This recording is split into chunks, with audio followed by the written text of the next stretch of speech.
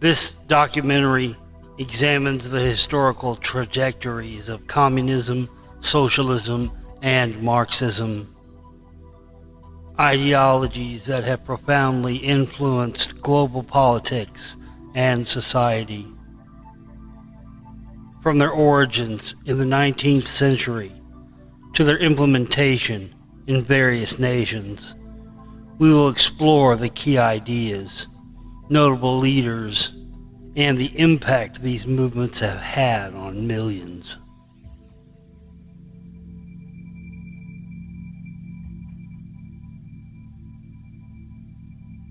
Through critical analysis and diverse perspectives, we aim to understand the complexities, challenges, and controversies surrounding these political ideologies and their lasting consequences. Join me, Josh Reeves, for my 49th documentary film, Death from the Left, Socialism, Marxism, and Communism.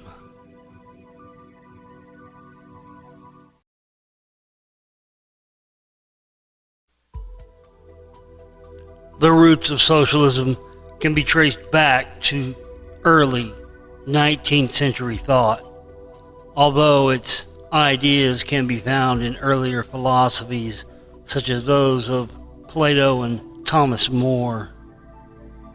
The Industrial Revolution in the late 18th to early 19th century brought about significant economic and social changes, leading to a growing awareness of class disparities. This period saw the rise of a working class that faced harsh working conditions, prompting thinkers to propose alternatives to capitalism.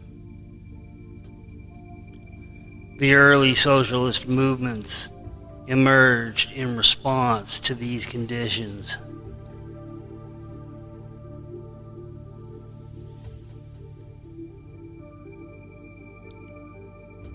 Figures such as Charles Fourier, Robert Owen, and Henry de Saint-Simon were among the first to articulate visions of society based on cooperative principles.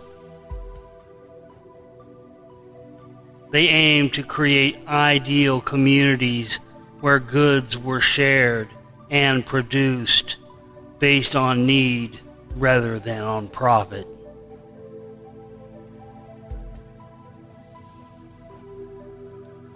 In the mid-19th century, Karl Marx and Friedrich Engels introduced a more systematic critique of capitalism, co-authoring the Communist Manifesto in 1848.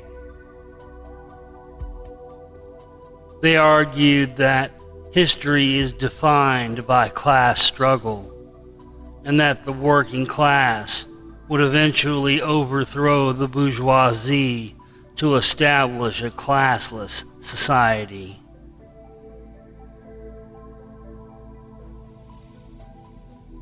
Karl Marx, a German philosopher, economist, and political theorist, whose ideas laid the groundwork for modern socialism and communism, wrote major works including Das Kapital and the German Ideology. Marx proposed that material conditions and economic factors drive historical development, encapsulated in the concept of a dialectical materialism. Central to Marx's theory is the idea that societal change occurs through the conflict between different social classes, ultimately leading to revolutionary change. Now, as far as socialism is concerned, that term has been so evacuated of content over the last century that it's hard even to use. I mean, the Soviet Union, for example, was called a socialist society. And it was called that by the two major propaganda operations in the world, the US, the Western one, and the Soviet one. They both called it socialism for opposite reasons. The West called it socialism in order to defame socialism by associating it with this miserable tyranny. The Soviet Union called it socialism in order to gain whatever, to benefit from the moral appeal that true socialism had among large parts of the general world population. But this was about as remote from socialism as you can imagine.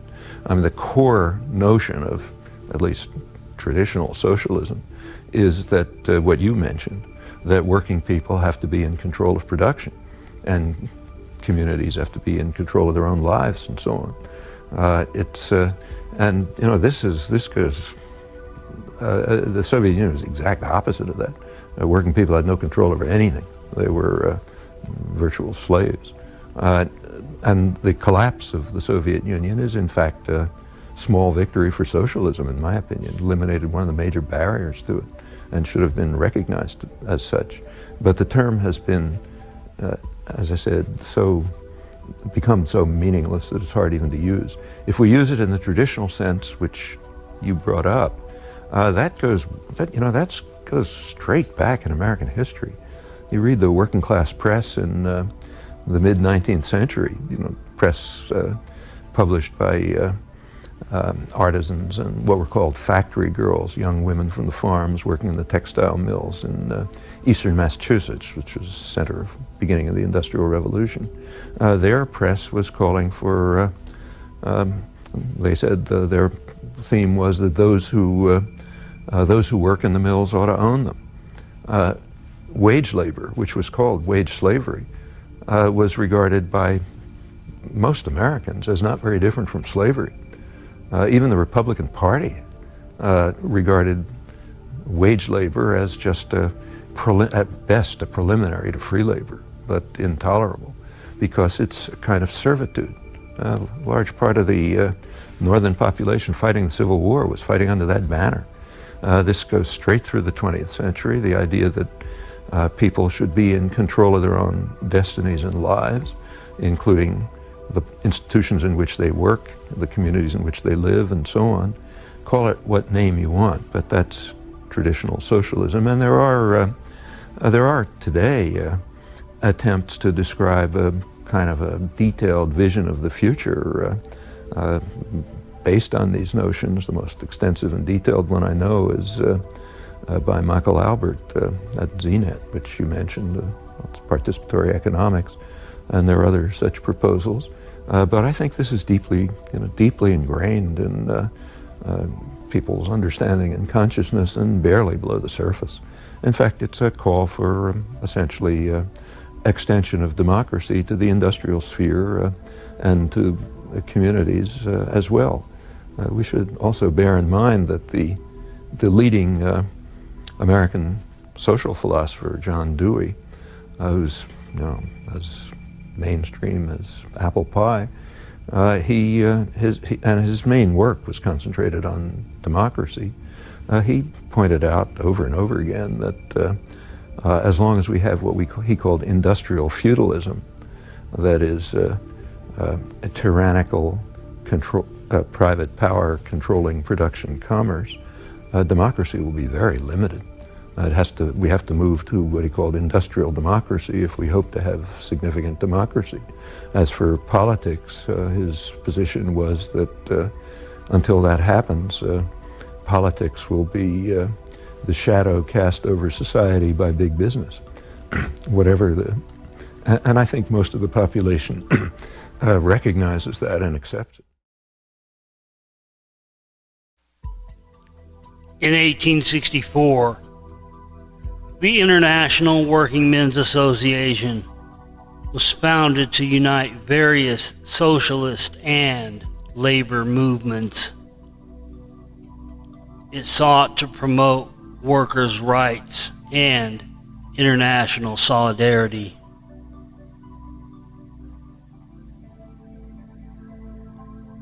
The late 19th and early 20th centuries saw the formation of socialist parties across Europe and the German Social Democratic Party being one of the most influential.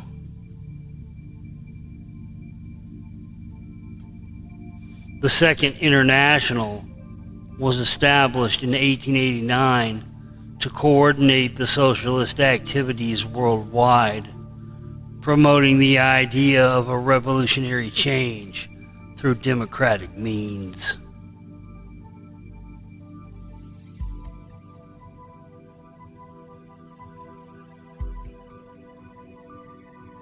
The Russian Revolution of 1917 was a pivotal moment for Marxism.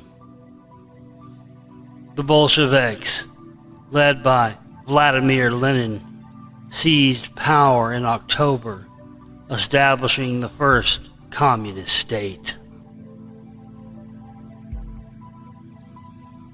Lenin adapted Marxist theory to the conditions of Russia, emphasizing a vanguard party to lead the working class revolution. His work, What is to be Done, outlined the need for a disciplined party structure to guide workers toward revolution.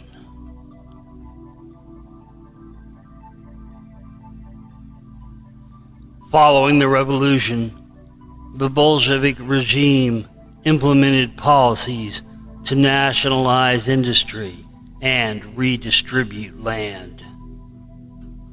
The Russian Civil War from 1917 to 1922 ensued, leading to the establishment of the Soviet Union in 1922. Joseph Stalin later rose to power and introduced policies of rapid industrialization and collectivization, resulting in significant economic changes, but also widespread suffering and repression.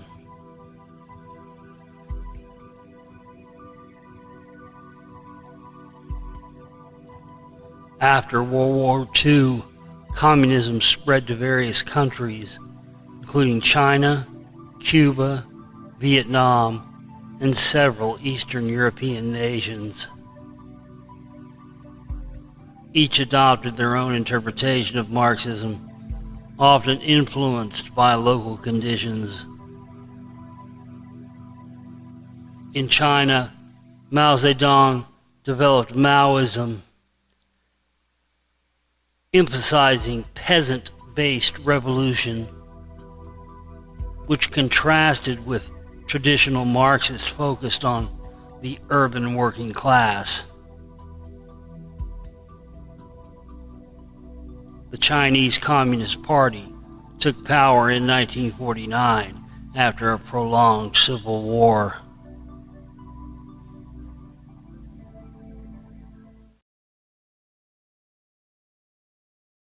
What I did instead was return to what I regarded as the original cause of all the trouble, let's say, which was the Communist Manifesto. And what I attempted to do, because that's Marx, and we're here to talk about Marxism, let's say, and what I tried to do was read it. And to read something, you don't just follow the words and follow the meaning, but you take apart the sentences and you ask yourself at this level of phrase and at the level of sentence and at the level of paragraph, is this true? Are there counter arguments that can be put forward that are credible? Is this solid thinking? And I have to tell you, and I'm not trying to be flippant here, that I have rarely read a tract. Now, I read it when I was 18. It was a long time ago, right? That's 40 years ago. But I've rarely read a tract that made as many errors per sentence, conceptual errors per sentence, as the Communist Manifesto. It was quite a miraculous reread. It was interesting to think about it psychologically as well, because I've read student papers that were of the same ilk in some sense, although I'm not suggesting that they were of the same level of glittering literary brilliance and polemic quality. And I also understand that the Communist Manifesto was a call for revolution and not a standard logical argument. But that notwithstanding, I have some things to say about the authors psychologically. The first thing is that it doesn't seem to me that either Marx or Engels grappled with this particular fundamental truth, which is that almost all ideas are wrong. And so and it doesn't matter if they're your ideas or someone else's ideas, they're probably wrong. And even if they strike you with the force of brilliance, your job is to assume, first of all, that they're probably wrong, and then to assault them with everything you have in your arsenal and see if they can survive. And what struck me about the Communist Manifesto was it was akin to something Jung said about typical thinking. And this was the thinking of people who weren't trained to think. He said that the typical thinker has a thought. It appears to them like an object might appear in a room. The thought appears, and then they just accept it as true. They don't go the second step, which is to think about the thinking. And that's the real essence of critical thinking. And so that's what you try to teach people in university, is to read a text and to think about it critically, not to destroy the utility of the text, but to separate the wheat from the chaff.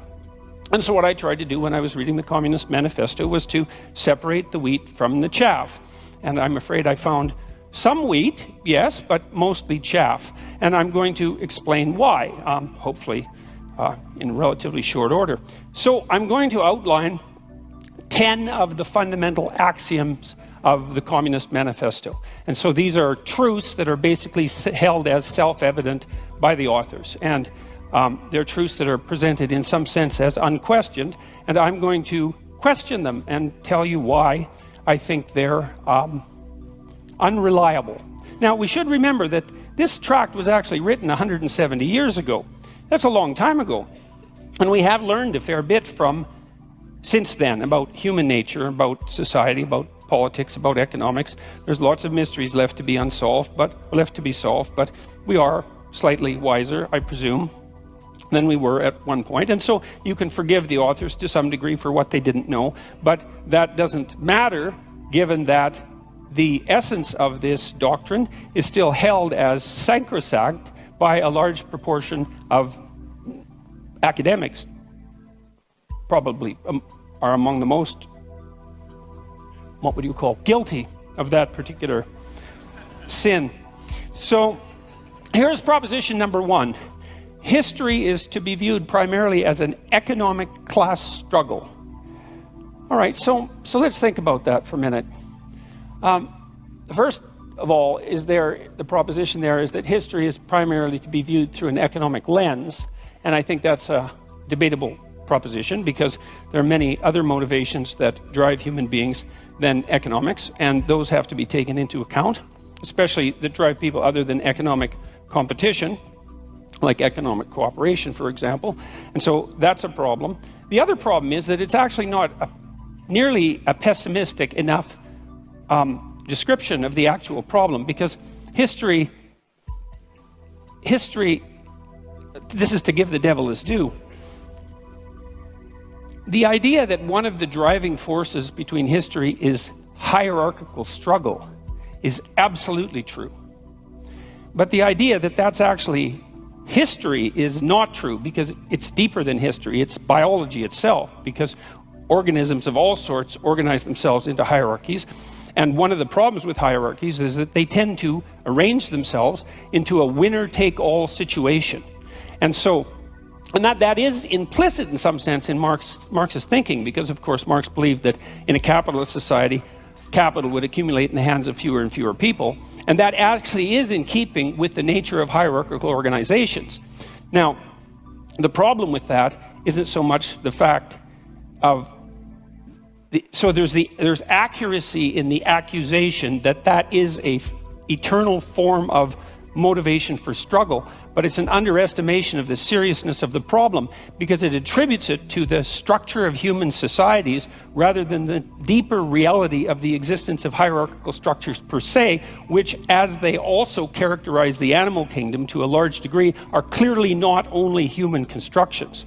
And the idea that there's hierarchical competition among human beings, there's evidence for that that goes back at least to the Paleolithic times. And so that's the next problem. It's that, well, this ancient problem of hierarchical structure is clearly not attributable to capitalism because it existed long in human history before capitalism existed, and then it predated human history itself.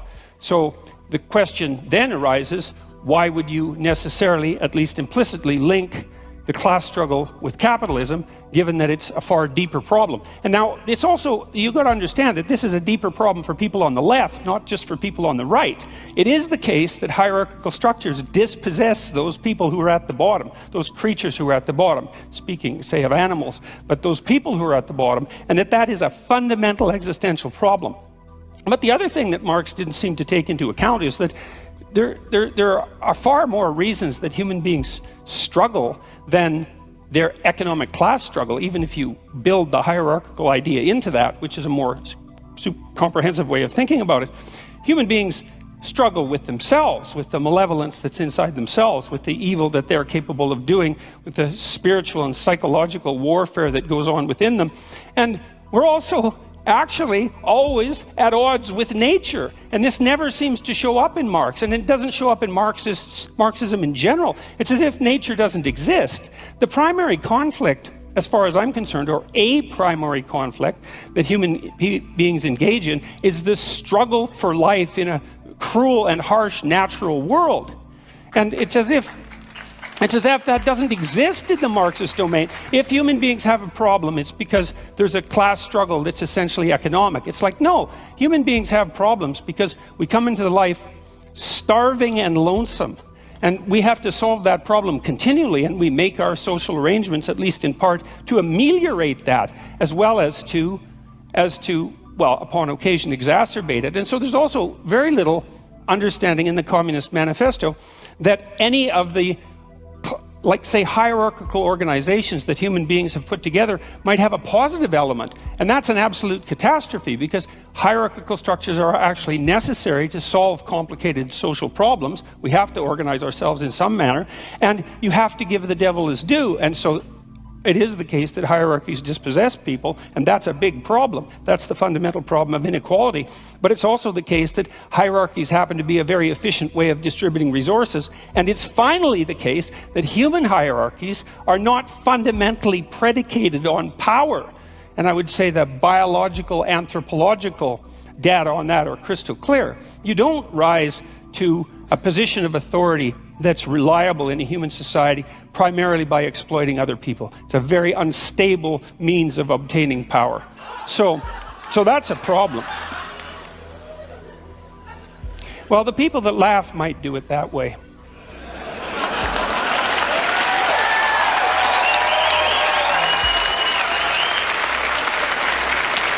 Okay, now another problem that comes up right away is that Marx also assumes that you can think about history as a binary class struggle with clear divisions between, say, the proletariat and the bourgeoisie.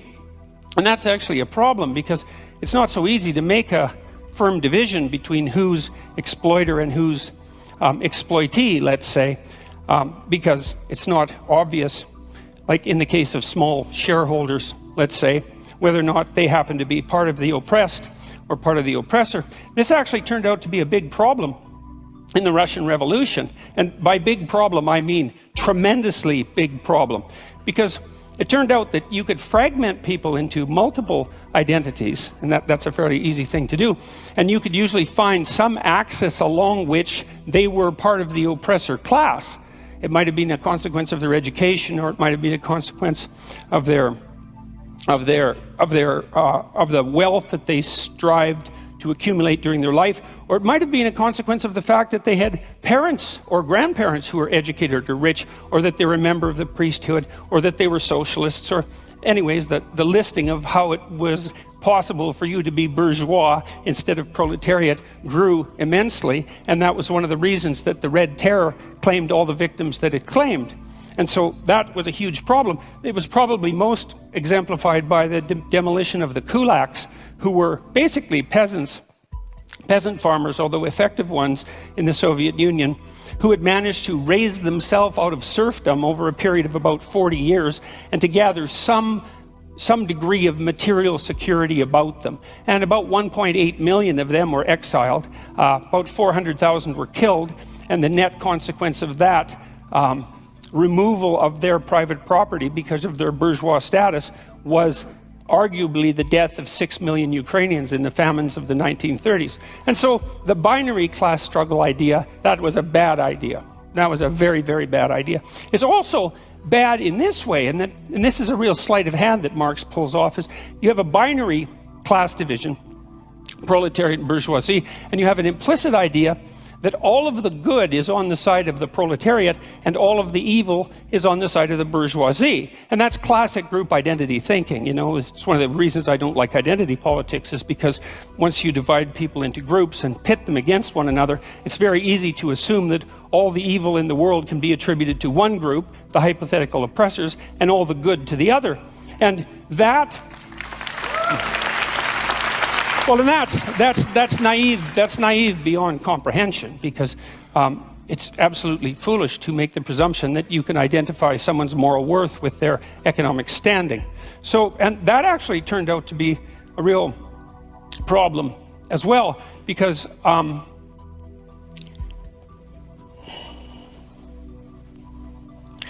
Marx also came up with this idea, which is a crazy idea as far as I can tell, of the, that's a technical term, crazy idea, of the dictatorship of the proletariat.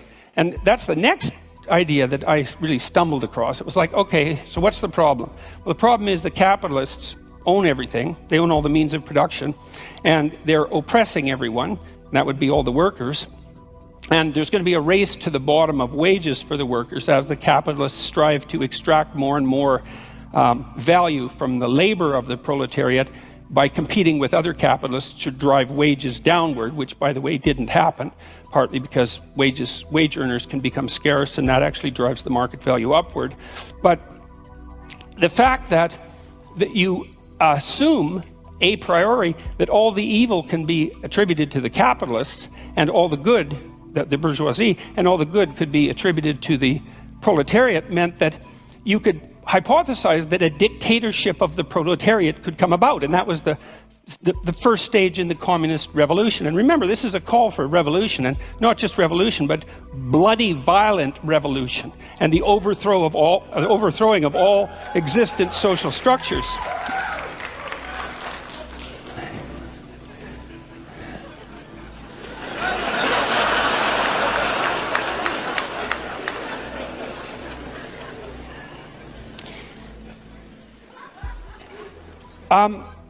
Anyways, the problem with that, you see, is that because all the evil isn't divided so easily up into oppressor and oppressed, that when you do establish a dictator of the proletariat, to the degree that you can do that, which you actually can't because it's technically impossible and an absurd thing to consider to begin with, not least because of the problem of centralization. I mean, you have to hypothesize that you can take away all the property of the capitalists.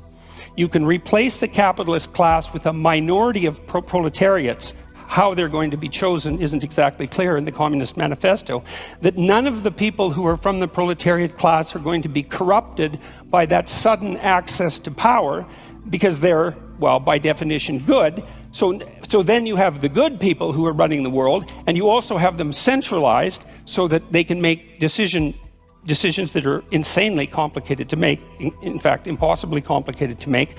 And so that's a failure conceptually on both dimensions, because, first of all the proletariat aren't going to be good, and when you put people in the same position as the evil capitalists, especially if you believe that social pressure is one of the determining factors of human character, which the Marxists certainly believe, then why wouldn't you assume that the proletariat would immediately become as or more corrupt than the capitalists, which is, of course, I would say exactly what happened every time this experiment was run. And then The next problem is, well, what makes you think that you can take some system as complicated as like capitalist free market society and centralize that and put decision-making power in the hands of a few people, the mechanisms without specifying the mechanisms by which you're going to choose them? Like, what makes you think they're going to have the wisdom or the ability to do what the capitalists were doing, unless you assume, as Marx did, that all of the evil was with the capitalists and all the good was with the proletariats, and that nothing that capitalists did constituted valid labor, which is another thing that Marx assumed, which is palpably absurd, because people who are, like, maybe if you're a dissolute aristocrat from 1830 or earlier, and you run a feudal estate and all you do is spend your time gambling and chasing prostitutes, well, then your labor value is zero. But if you're running a business and it's a successful business, first of all, you're a bloody fool to exploit your workers, because even if you're greedy as sin, because you're not going to extract the maximum amount of labor out of them by doing that. And the notion that you're adding no productive value as a manager rather than a capitalist it's absolutely absurd. All it does is indicate that you either know nothing whatsoever about how an actual business works, or you refuse to know anything about how an actual business works. So that's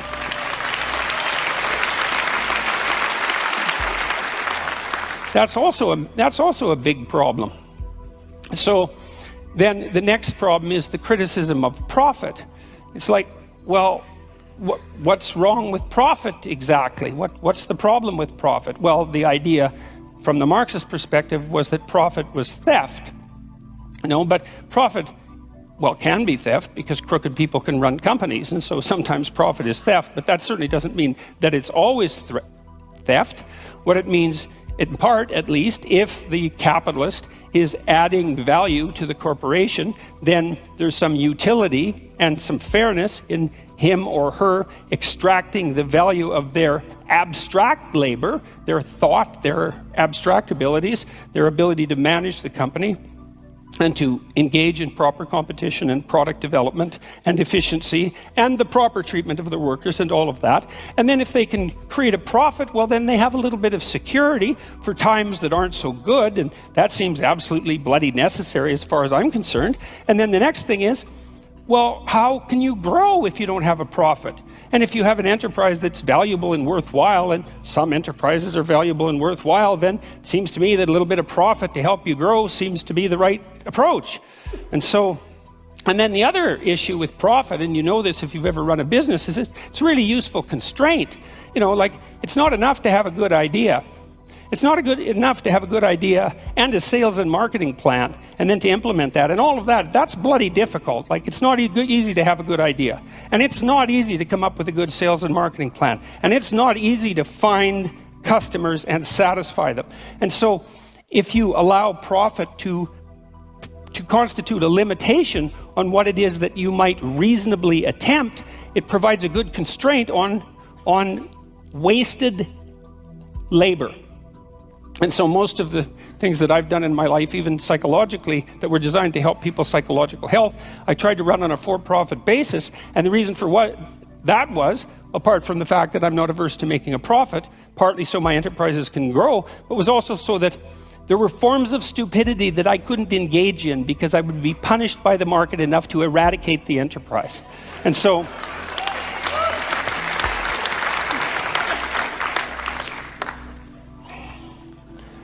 okay, and then so the next issue, this is a weird one. So Marx and Engels also assume that this dictatorship of the proletariat, which involves absurd centralization, the overwhelming probability of corruption, and impossible computation, as the proletariat now try to rationally compute the manner in which an entire market economy could run, which cannot be done because it's far too complicated for anybody to think through.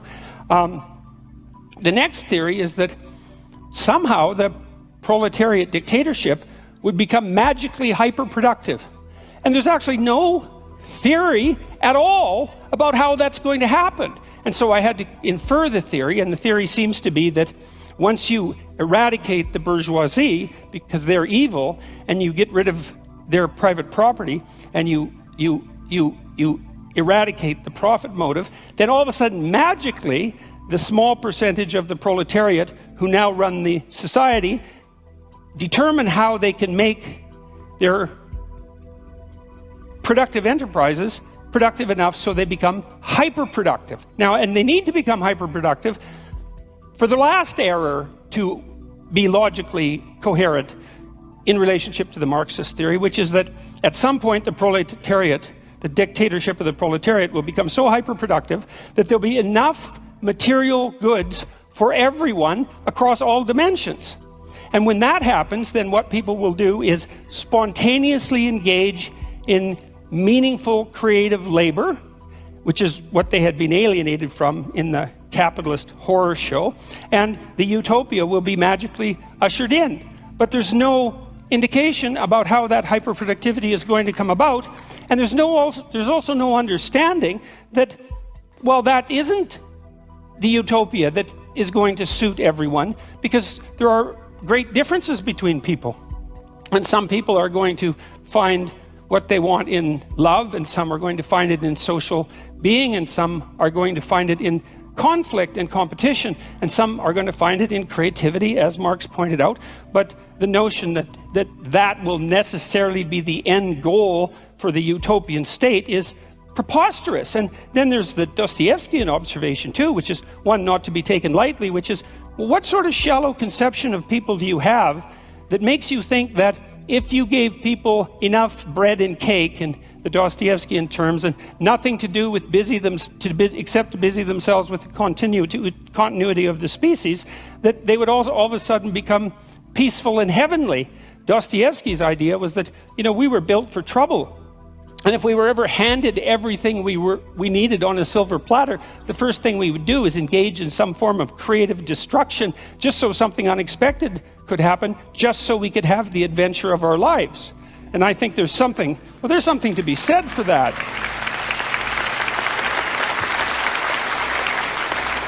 So, and then the last error, let's say, although by no means the last, was this, and this is one of the strangest parts of the Communist Manifesto, is Marx admits, and Engels admit repeatedly in the Communist Manifesto, that there has never been a system of production in the history of the world that was as effective at producing material commodities in excess than capitalism.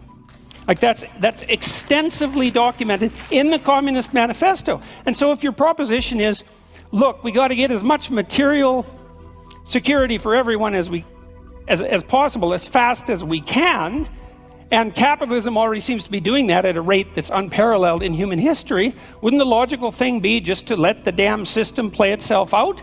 I mean, unless you're assuming that the evil capitalists are just going to take all of the flat screen televisions and put them in one big room and not let anyone else have one.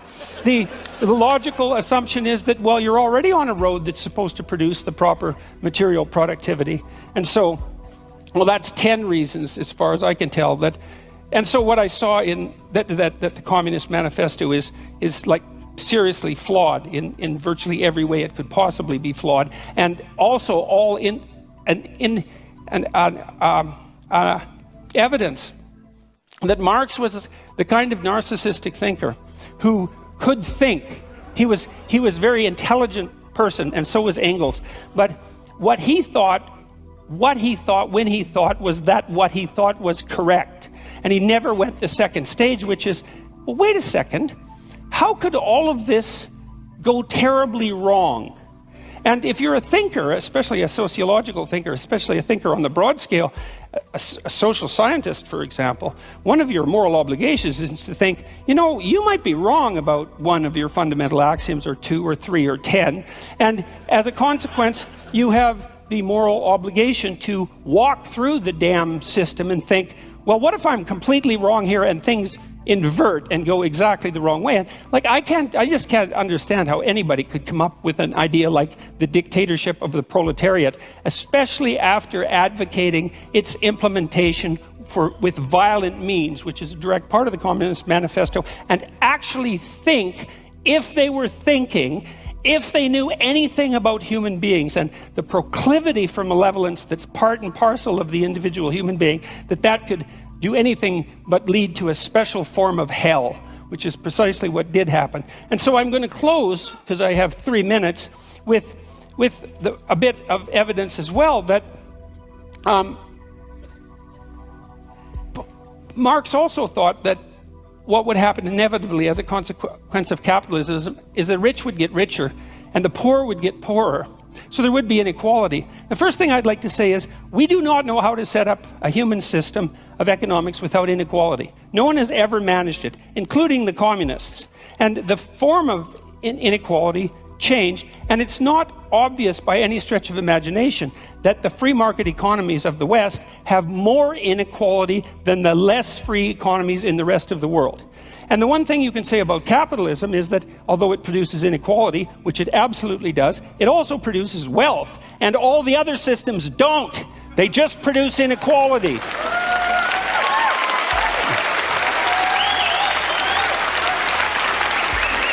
So here's a few stats. Here's a few free market stats, okay? From 1800 to 2017, income growth adjusted for inflation grew by 40 times for production workers and 16 times for unskilled labor. Well, GDP rose by a factor of about 0.5 from 180 to 1800. So from 180 to 1800 AD, it was like nothing, flat. And then all of a sudden, in the last 217 years, there's been this unbelievably upward movement of wealth. And it doesn't only characterize the tiny percentage of people at the top who, admittedly, do have most of the wealth.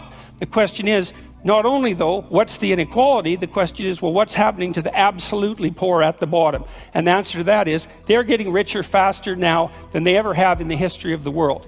And we're eradicating poverty in countries that have adopted moderate free market policies at a rate that's unparalleled. So here's an example. One of the UN millennial goals was to reduce the rate of absolute poverty in the world by 50% between 2000 and 2015. And they defined that as $1.90 a day. Pretty low, you know, but you have to start somewhere. We hit that at 2012, 3 years ahead of schedule. And you might be cynical about that and say, well, it's kind of an arbitrary number, but the curves are exactly the same at $3.80 a day and $7.60 a day. Not as many people have hit that, but the rate of increase towards that is the same. The bloody UN thinks that we'll be out of poverty defined by $1.90 a day by the year 2030. It's unparalleled. And so the rich may be getting richer, but the poor are getting richer too. And that's not the... Look, I'll leave it at that because I'm out of time. But I'll leave it with this.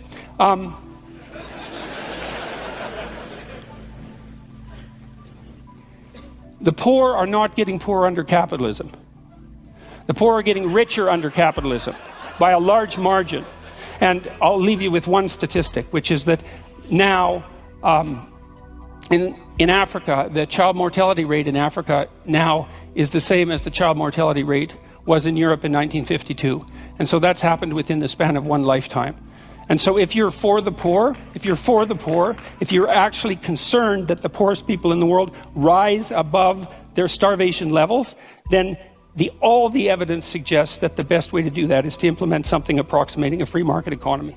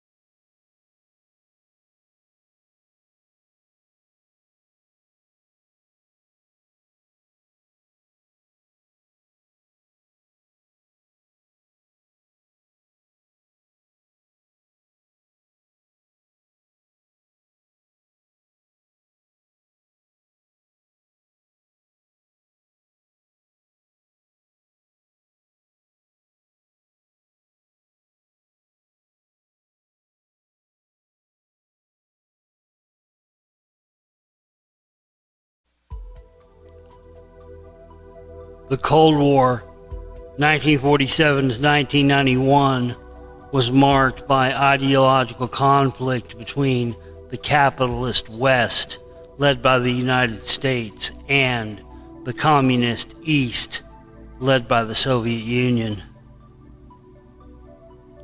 This period saw proxy wars, a nuclear arms race, and significant political tensions. The Warsaw Pact in 1955 solidified the Soviet bloc, while NATO in 1949 represented the Western Alliance.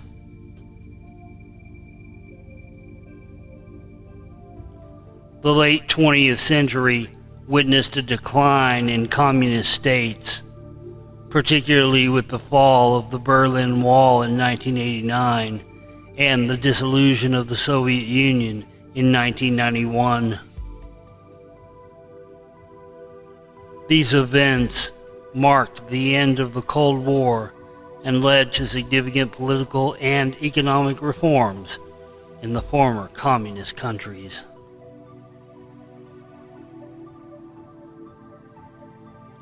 The adaptation of socialist principles in various forms continues today as modern leftist movements advocate for democratic socialism, eco-socialism, and other variations.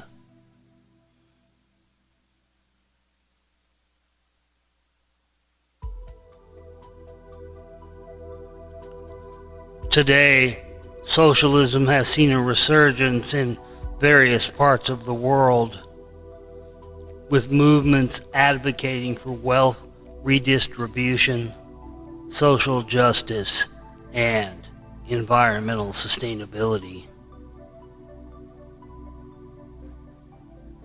The resurgence of socialism has been evident in many countries, particularly among younger generations who advocate for progressive policies in response to issues like income inequality, climate change, and social justice.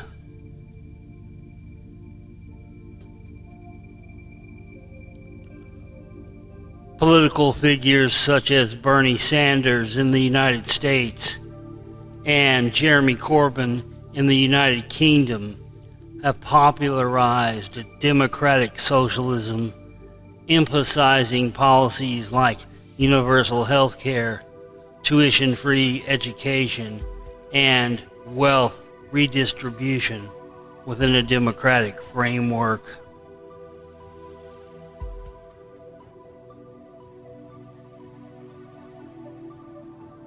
In the early 21st century, several Latin American countries saw the rise of leftist governments advocating for socialism in the 21st century.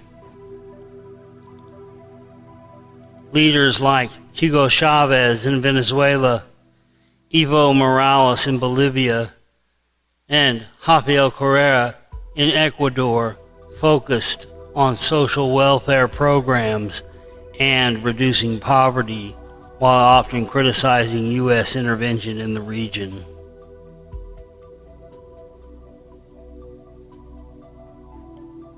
The Nordic and Scandinavian countries have implemented social democratic policies that blend capitalism with strong social welfare systems, often cited as successful examples of socialism.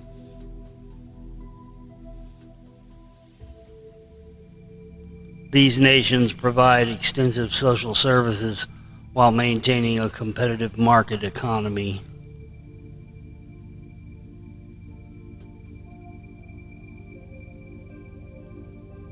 In academia, Marxism has evolved into various schools of thought, including cultural Marxism, eco-Marxism, and post-Marxism, each addressing contemporary issues through a Marxist lens.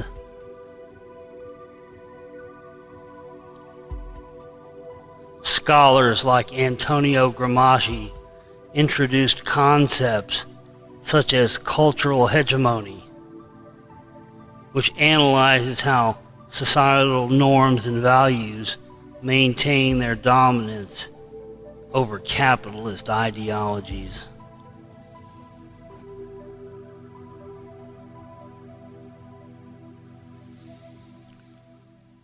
Both socialism and Marxism have faced critiques from various perspectives.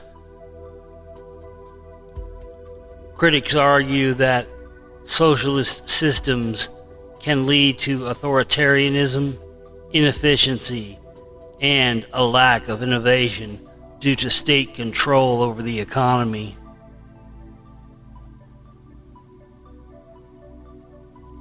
Marxist predictions about the inevitable fall of capitalism have also faced challenges, as capitalism has demonstrated its resilience and adaptability, incorporating some socialistic elements to address inequalities.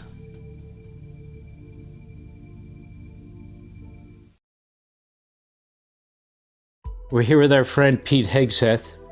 Pete Hegseth, Kamala Harris, you see what's going on in the world. Afghanistan, we know what took place there. It was horrendous. Even Iraq now is really part of the Iranian hegemony. You see what's going on with the Houthis. We can't even use the Red Sea anymore. They've cut it off and we haven't pushed back. Hezbollah has effectively conquered Lebanon, is shooting missiles into Israel.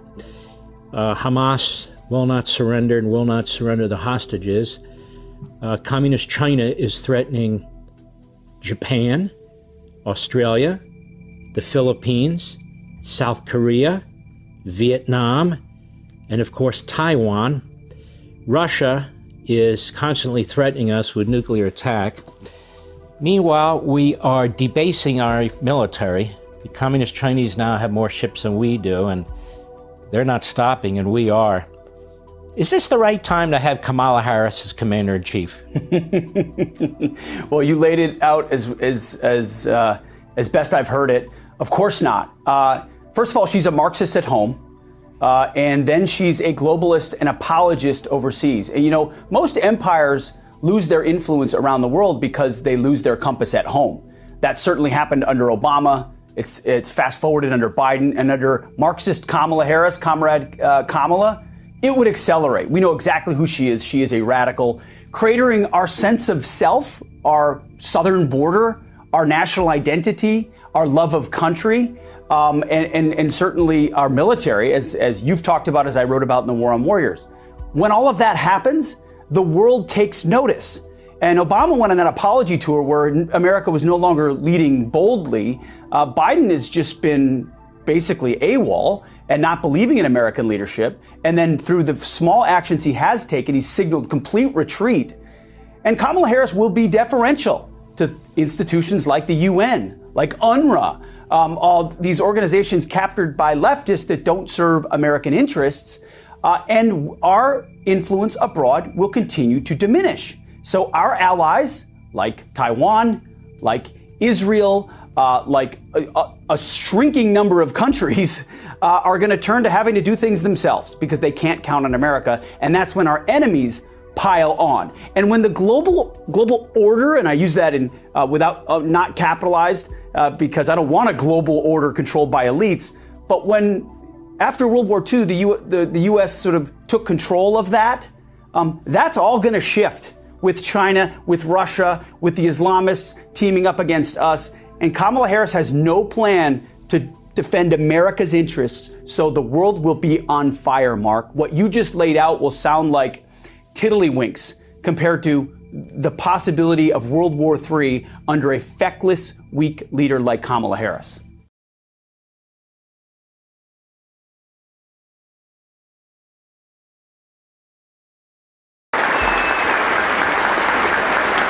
Thank you very much. A number of years ago, I heard a young father, a very prominent young man in the entertainment world, addressing a tremendous gathering in California. It was during the time of the Cold War, and communism and our own way of life were very much in people's minds, and he was speaking to that subject. And suddenly, though, I heard him saying, I love my little girls more than anything, and I said to myself, oh no, don't say that. But I had underestimated him. He went on, I would rather see my little girls die now, still believing in God, than have them grow up under communism and one day die no longer believing in God.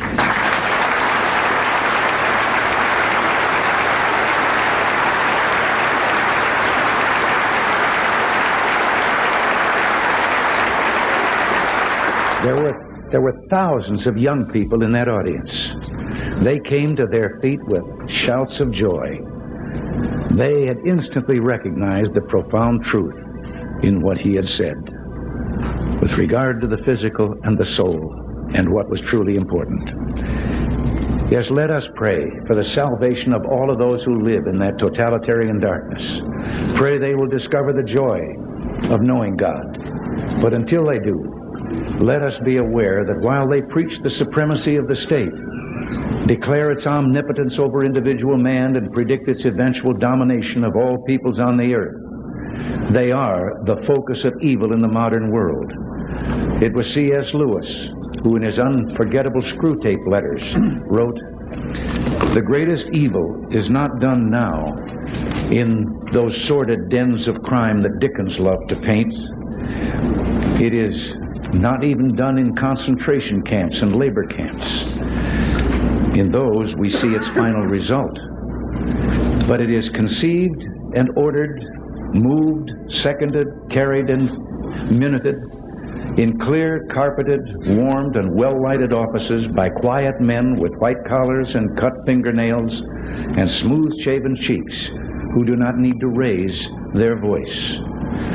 Well, because these quiet men do not raise their voices, because they sometimes speak in soothing tones of brotherhood and peace, because like other dictators before them, they're always making their final territorial demand, some would have us accept them at their word and accommodate ourselves to their aggressive impulses. But if history teaches anything, it teaches that simple-minded appeasement or wishful thinking about our adversaries is folly. It means the betrayal of our past, the squandering of our freedom. So I urge you to speak out against those who would place the United States in a position of military and moral inferiority. You know, I've always believed that old Screwtape reserved his best efforts for those of you in the church.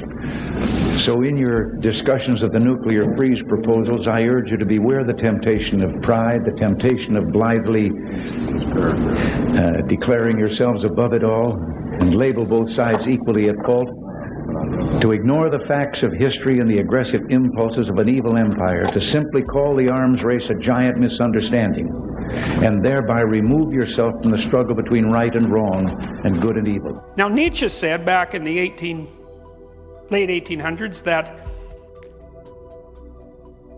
after he said that God was dead, and I suppose that would also mean the theory of suffering that I outlined at the beginning that is at the basis of Judeo-Christian civilization, that God was dead and that people had killed him and that we'd never find enough water to wash away the blood. It's a paraphrase, but I've got the basic message right. And he also said there'll be two consequences of that: nihilism, because there's no transcendent meaning, and a move to totalitarianism because people can't tolerate nihilism. And he said the most likely pathway to totalitarianism would be communism, essentially. He didn't quite use those words, but he meant that. The words are close enough. He said socialism, but I'm going to use communism to distinguish it from democratic socialism. And he said that probably tens of millions of people would die in the 20th century as we played out that experiment. And then he said, but it might be worth it if we learn something from it. Rough, man. I mean, and unbelievable. Like, I cannot figure out how in the world he knew that was going to happen, especially so far in advance. But Dostoevsky knew the same thing. He wrote this book called The Devils, or The Possessed. You could read that.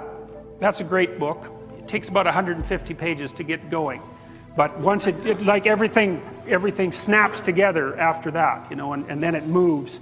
And it's basically his prophecy about, it's an examination of the kind of person who had arisen in the aftermath of the death of God in Russia, who would lead the communist revolution. That's essentially it.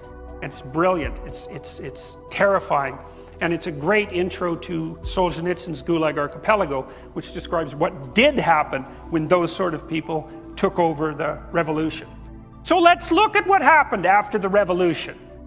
And we might say, well, how about we replicate the experiment a few times? Because you know how it is, if you're running a scientific experiment, you want to find out what something does if you allow it to behave. You don't want to just run it once because, well, maybe there was something specific about those conditions that led to the outcome. You want to generalize it across multiple circumstances. So we might say, well, let's take this set of ideas and let's run it on a large scale over a very long period of time in a variety of exceptionally diverse cultures and languages. So let's do that. Okay, well, we could first start with the Soviets. People, even now, because it's like the 100th anniversary of the Russian Revolution, are celebrating Lenin. It's like, that's not good. That's like celebrating Hitler. Okay, I'm dead serious about that. It's not good. And the fact that people can dare to think that that's okay means that there's something wrong with the way that we look at history. Lenin was a monster. And if you want to know about that, you can read Solzhenitsyn's writings about Lenin. Because the communist apologists say, well, it wasn't Lenin. Lenin was a good guy. He was all motivated by love of the working class. It's like, well, his henchman was Stalin. And if your henchman is Stalin, you're not a good guy. And Lenin was around during the early collectivization. And if you read what he wrote, you'll find out that he was perfectly willing to have any number of people die as long as his ideological system could be brought into being. So there's no celebrating Lenin. There's no we're cool, young, Marxist, hip revolutionaries, and he's our idol. It's like, there's none of that. Not if you know anything. Not if you're decent. Well, there was the death of the kulaks, I told you about that. There was the Ukrainian famine, that's 6 million gone there. There was the rise of the Gulag state because it turned out that Russia, the Soviet Union, couldn't run on the principles that it had laid down as sacrosanct. They just didn't work, so you had to enslave everybody and run your economy as a slave state, essentially. And try not to kill the people in the gulags so fast that you can't suck some productive labor out of them. There's the death of tens of millions of people. We don't even know. The estimates range from 15 to 60 million. And like, we won't get too picayune about the numbers because after the first 10 million, you kind of made your point. And the fact that we don't know between 15 and 60 is actually an indication of the horror of it. Because our count is off by tens of millions. And that's only within the last century. And then there was the 1956 crackdown on Hungary and the 1968 invasion of Czechoslovakia. Then there was the whole thermonuclear Holocaust thing that was going on at the same time, and the fact that in 1962 and in 1984 we were seconds away from complete annihilation, right? During the Cuban Missile Crisis, the keys were in the intercontinental ballistic missile release systems, and Castro, as he admitted to Jimmy Carter, in case any of you are Castro fans, which you shouldn't be, that he was perfectly willing to have Cuba annihilated if it would have meant the defeat of the United States. And then in 1984, approximately, I may have the date exactly wrong, the Russians received an indication from their early warning systems that the Americans had launched 5 thermonuclear missiles, and one Russian decided that it was a mistake and refused to launch the retaliation. And he just died about 2 weeks ago. So, that was pretty close. And so that was experiment number 1, let's say. That wasn't good, that experiment. Let's put it that way. It wasn't good. It was exactly the antithesis of good. It was precisely the antithesis of good. But that wasn't all. I mean, there's the People's Republic of China. That's a different country, like seriously a different country, right? Different tradition, different language. How many people died in China under Mao? No one knows. Same issue with the Soviet Union, although Mao was a bigger monster than Stalin, and that's impressive, you know, because there's Hitler, there's Stalin, and there's Mao. And of the three, Mao was probably the worst. He's still revered in China. Maybe that accounts for their affinity for North Korea, which could still destroy us all, the remnants of that horrible state. Maybe 100 million people died in China during the Great Leap Forward. That's a hell of a leap forward. Well, maybe it wasn't 100 million, you know, maybe it was only 40 million. But as I said before, when you're counting in the tens of millions, your point's already made. And then there was Cambodia and the killing fields, and Bulgaria and East Germany and Romania and the Democratic People's Republic of Korea, that's North Korea, and Vietnam and Ethiopia, Hungary, etc., etc., etc. There was never a successful communist state. Cuba, I suppose, came closest, but it was radically...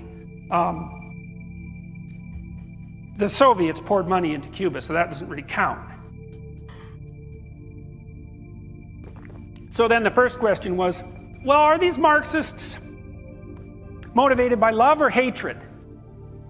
Well, is it love or hatred that produces 100 million dead people? And is that enough evidence or not? And if it's not enough evidence, if you think to yourself, well, that's not enough evidence, it was never really given its proper try. It's like, well, what would have been a proper try? See, I always think when I hear someone say that, I know what you think. You think in your delusional arrogance that you understand the Marxist doctrines better than anyone else ever has, and that if you were the one implementing those doctrines, you would have ushered in the utopia. That's what you mean when you say that. And, you know, they say, and there's an idea in the New Testament that there's a sin, it's the sin against the Holy Ghost. If you commit that sin, no one really knows what it is, that you can't be forgiven. And I would say, well, if you want a candidate for the sin against the Holy Ghost in the 21st century, the statement,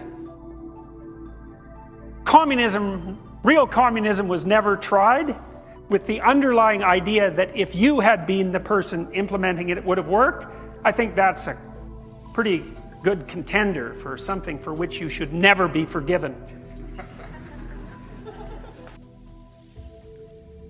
Current movements often draw from Marxist and socialist principles while addressing modern issues such as gender inequality, racial justice, and environmental sustainability. Organizations like the Democratic Socialists of America advocate for a political approach that incorporates democratic principles with socialist goals, focusing on grassroots activism and electoral politics.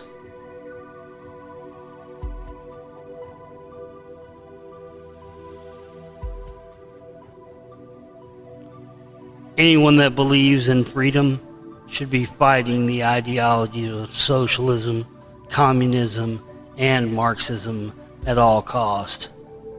And this film is dedicated to those who have and those who do.